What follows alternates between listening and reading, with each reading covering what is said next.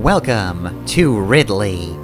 Okay, so now that we're in this area, that puts me in mind to talk about the Metroid passcode system. So, in the original Metroid, if you were playing the Japanese version, that actually had a save system, like a proper save system. Other versions, for some reason, did not. I don't know why, but yeah, no, it was just passcodes in the US and Europe. And it's passcodes because, essentially, it worked by having 4 blocks of 6 letters each. So you would basically, if you died, you would get a generated password that would take you, back to the beginning of an area with all the items you collected. So theoretically speaking, there's a lot of different combinations of things you could put in. Now, would it necessarily take you somewhere? Not always. There are some, combinations that are just nothing. There are a few certain notable ones, though. For example, the Justin Bailey code, where you just put Justin Bailey into the top 2 blocks. That one will have Samus be incredibly powerful. I think she's got a bunch of energy tanks, a bunch of items, and also starts suitless, though. That design is a fair bit different than what you might be used to nowadays. And the other password I feel is worthy of note, is Engage Ridley, motherfucker. Which is sort of technically almost a valid code. It isn't quite. It apparently doesn't have a correct starting location, and also apparently gives you a time of... Oh, let's see, how many numbers is that? Is that 2,861,643,271, or 314.5 years? You probably have not played Metroid that long. So essentially, it will break the game if you try to engage Ridley, motherfucker. However, apparently, one of the values in that code is that Ridley has been defeated, so he has been engaged. Yeah, and that's just like a coincidence, right? These aren't deliberately supposed to look like actual words. Other than Justin Bailey, yeah. Well, that literally means nothing, right?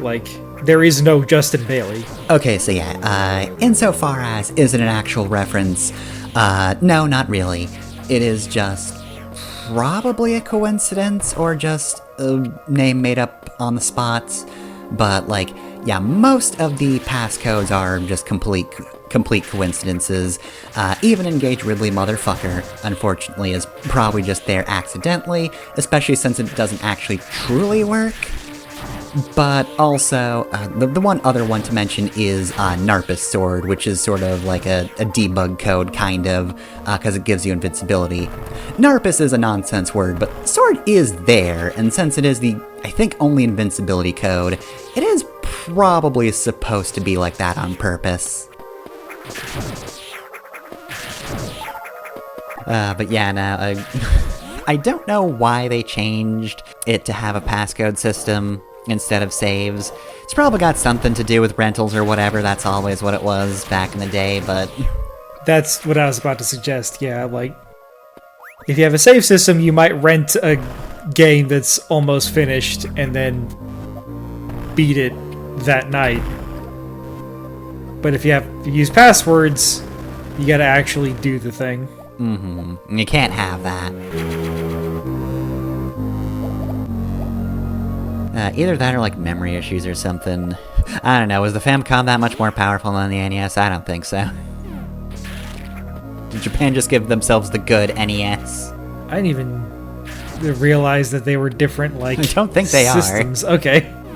And if it's memory issues, I think that it would be in the reverse order. There are more Japanese characters. You need less of them to convey things, but it's not like there's text in Metroid NES. There's some, but it can't possibly be that much that they have to change the save system. So yeah, it is probably a rental thing, but it's real weird. Oh, also, this one's a pain to get. The timing on this one is extremely tight. Yeah, I don't think you actually got that one. it's legitimately, like, if I was a fraction of a second slower, I would not have been able to get into there before the block respawned. I just telefragged it. I think you should go back and do that again. The game was unfairly nice to you. Oh, believe me, that wasn't first attempt. That one took me a while.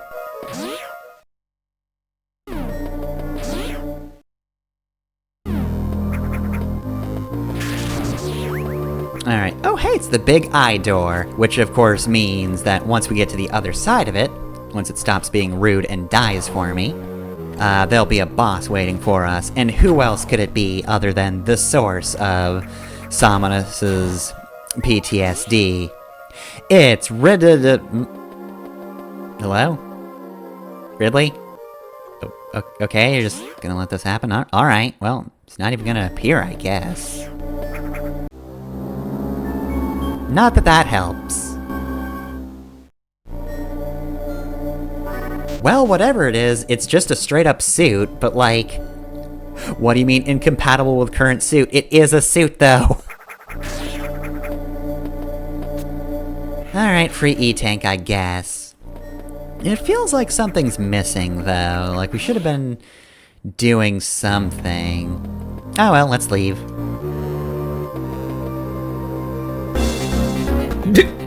I'm gonna fucking punch you! Alright, so it's time for Ridley. He's gonna puke up fireballs. There are so many of them, it's kinda hard to just get rid of all of them. He's also gonna try to grab you and then just breathe fire on you. However, that's a foolish mistake on his end because you can shoot him more if he grabs you. He's also got his tail attack, which he does so frequently that it's really hard to dodge. Bigger fireballs, they're still pretty fast. That being said, speaking of fast, Ridley's dead now.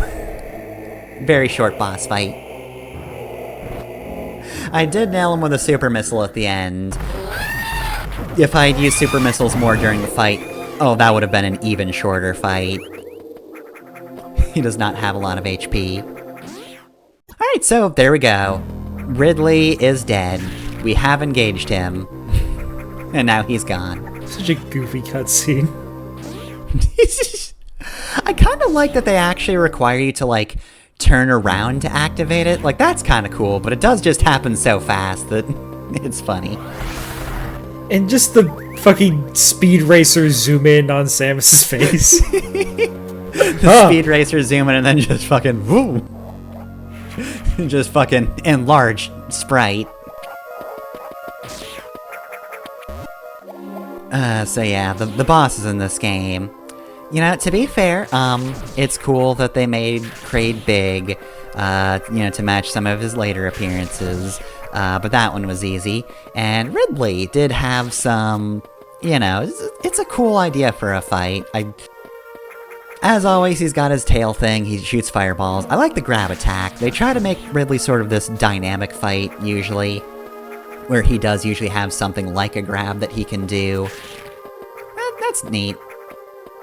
It's sort of a way of showing that Ridley is an intelligent fighter, but also a brutal one. He will use his arms. He is an evolved creature with hands with, does he have thumbs? No, I think he just has claws. Whatever he has, he will just pick you up and try to kill you. Just point blank fireball you to death. But yeah, no, that's the two major bosses of the game, so with that done, we can actually move on to Torian. So, I guess next time on Metroid Zero Mission, we beat the game? I mean, nothing's stopping us. Big statue heads are fine with us existing. Short one.